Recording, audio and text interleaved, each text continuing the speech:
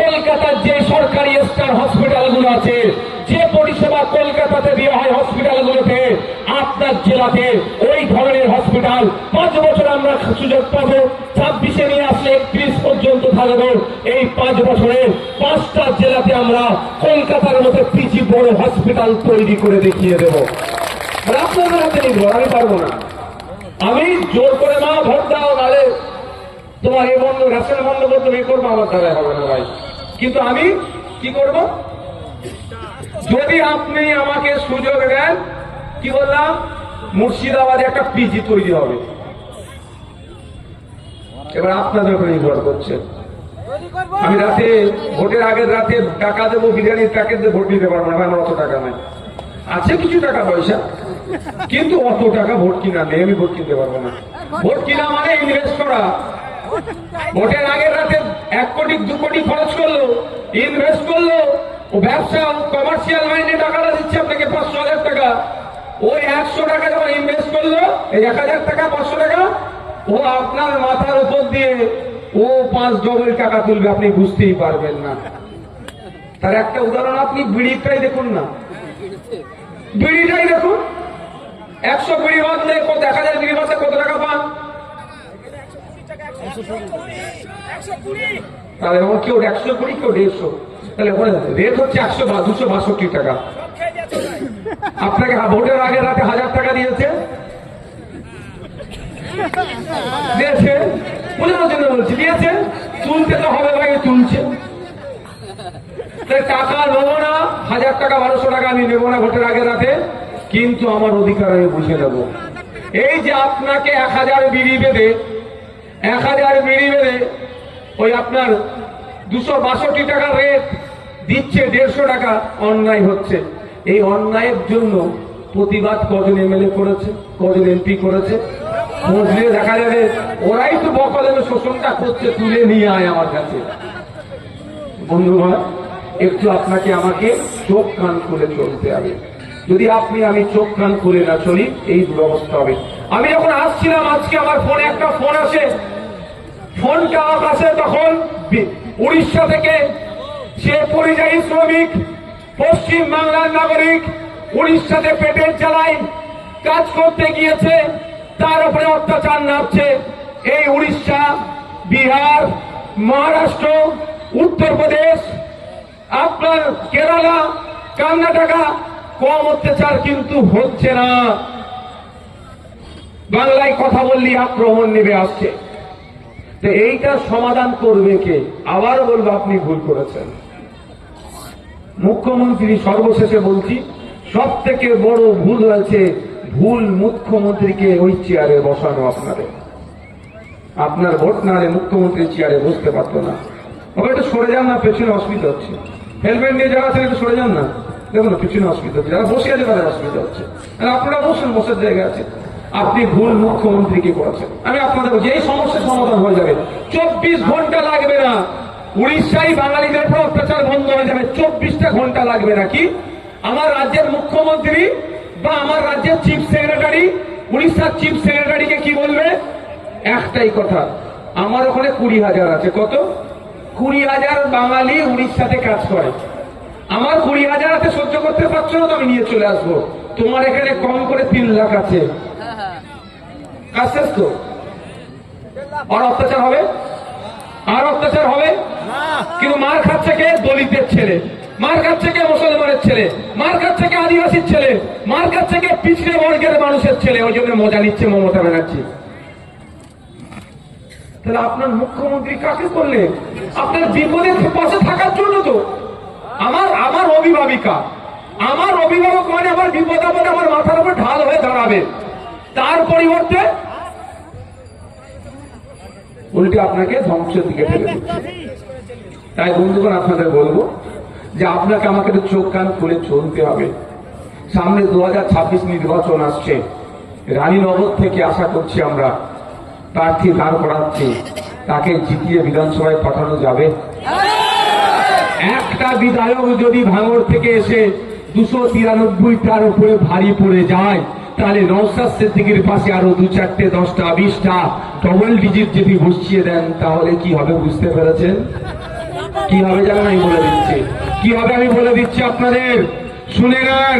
সাহস দেখাতে পারবে না এই দুর্গাপুরের গরুওয়ালাদের উপরে যে অত্যাচারটা করেছে। যদি ভুলে অত্যাচার করে ফেলে, সকালে ধরলে সন্ধ্যে জামিন, যে প্যাটি চলার মতো, ওটাও পুলিশ করবে না।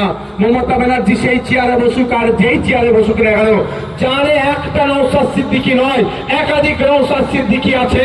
মাঠে ময়দানে যেমন মানুষকে প্রশ্ন তুলতে সহযোগিতা করবে, আইন সভার মধ্যে একাধিক নওশাদ সিদ্দিকী কিন্তু মমতা ব্যানার্জি হোক আর যে চক্রবর্তী হোক আর যে ফিরাদ হাকিম হোক, সবাইকে প্রশ্ন করবে, বুঝে নেবে।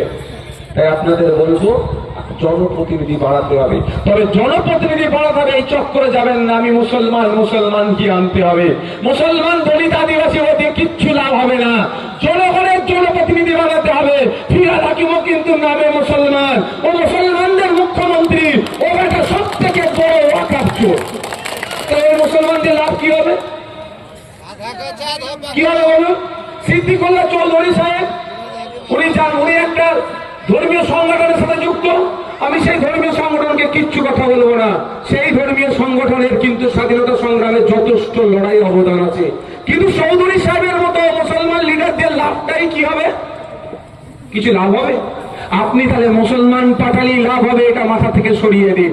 আপনি বলবেন এবার আদিবাসী পাঠাবো, তাও লাভ হবে, মাথা থেকে সরিয়ে দিন। পশ্চিম বাংলার বিধানসভায় 18টা আদিবাসী সমাজের বিধায়ক আছে, একবারের জন্য তারা বলতে শুনলাম না আমি যে 1 কোটি আদিবাসী তুমি 1.5 কোটি সার্টিফিকেট কেন দিয়েছো, মাননীয় মুখ্যমন্ত্রী জবাব দাও, এটা আমি বলতে শুনলাম না। তাহলে আদিবাসীদের পার্টি আদিবাসীদের কি লাভ হবে? পশ্চিম বাংলার বিধানসভাতে 68টা দলিত সমাজের বিধায়ক আছে, এসসি রিজার্ভ সিট থেকে যারা গিয়েছে, তারা একবারের জন্য চিৎকার করে হাউসের বলতে আমি শুনলাম না যে মাননীয় মুখ্যমন্ত্রী বা বিসিডব্লিউসি, আপনার ওবিসি থেকে শুরু করে যদি এসসি কমিউনিটি যারা আছে তাদের দুর্দশার কথা, সমস্যার কথা তুলতে শুনলাম না। 22% সংরক্ষণ আছে এসসি কমিউনিটির ভাইদের জন্য। 100টা সরকারি চাকরি হলে 22টা আমার দলিত হিন্দু ভাই পাবেন। তারা কত বড় ফ্যাসিলিটি পাচ্ছে, কিন্তু খোঁজলে দেখা যাবে যে দলিত নয়, আপার কাস্ট, সে টাকা দিয়ে এই দলিত ভাইয়ের চাকরিটা নিয়ে নিচ্ছে। সম্পূর্ণ ভাই অন্যায় হচ্ছে, কারণ 100% রোস্টারের বাইরে গিয়ে কাজ হচ্ছে। কিন্তু এই অন্যায় হচ্ছে, এই অন্যায়ের বিরুদ্ধে কথা বলার মতো 68 জন বিধায়ককে দেখতে পেলাম না। এই কদিন আগে আপনারা দেখেছেন পরীক্ষা কেন্দ্রে হাত থেকে শাখা খুলে তালা খুলে পরীক্ষা কেন্দ্রে ঢোকার কথা হচ্ছিল, পশ্চিম বাংলার কোন বিধায়ককে আওয়াজ শুনতে শুনলাম না। সেই সংযুক্ত মোর্চা আইএসএফের নওশাদ সিদ্দিকী আওয়াজ শুনল। তাই আমার বলার বক্তব্য, ধর্ম দেখে পাঠিয়ে লাভ হবে না, জনগণের জনপ্রতিনিধি তৈরি করতে হবে। মুর্শিদাবাদের কান্দিতে হাই স্কুলে যখন হিসাব নিয়ে যে সমস্যা তৈরি করেছিল, কোন মুর্শিদাবাদের বিধায়ক মুখ খোলেনি, সেই বাংলার বিধায়ক নওশাদ সিদ্দিকীর প্রতিবাদ আইনসভার মধ্যে করেছিল। ধর্ম দেখে পাঠিয়ে কিচ্ছু লাভ হবে না, না শাখাওয়ালার কথা বলবে না হিজাবের কথা বলবে। জনগণের জনপ্রতিনিধি পাঠান, মানুষের কথা বলবে, সমাজের কথা বলবে, শিক্ষার কথা বলবে, স্বাস্থ্যের কথা বলবে, মুর্শিদাবাদের বিহান ভাষা নিয়ে কথা বলবে। মুর্শিদাবাদে 10 লক্ষ মানুষ থাকলে আমরা যতটুকু জানি একটা ইউনিভার্সিটি দেওয়ার দরকার। মুর্শিদাবাদে প্রায় 1 কোটি মতো মানুষ আছে, 10টা ইউনিভার্সিটি হওয়া দরকার।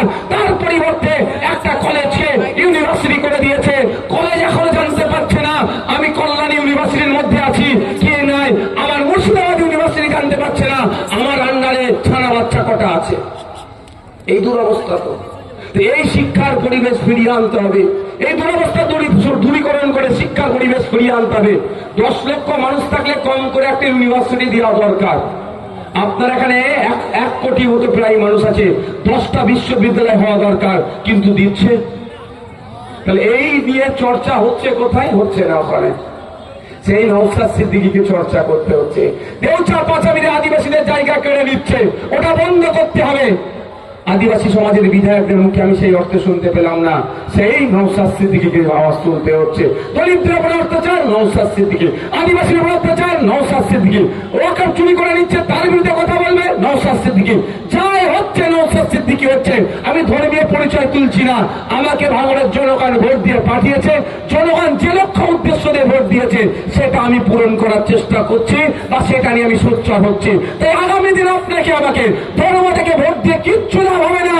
অনেক বড় ধার্মিক, এত বড় দাড়ি, এত বড় জুব্বা, এত বড় তিলক, গেরুয়া পোষণ করে আছে, ওই ধার্মিক দিয়ে চলবে না। আমি তাদের প্রত্যেককে সম্মান দিই, কিন্তু জনগণের জনপ্রতিনিধি তৈরি করতে হবে।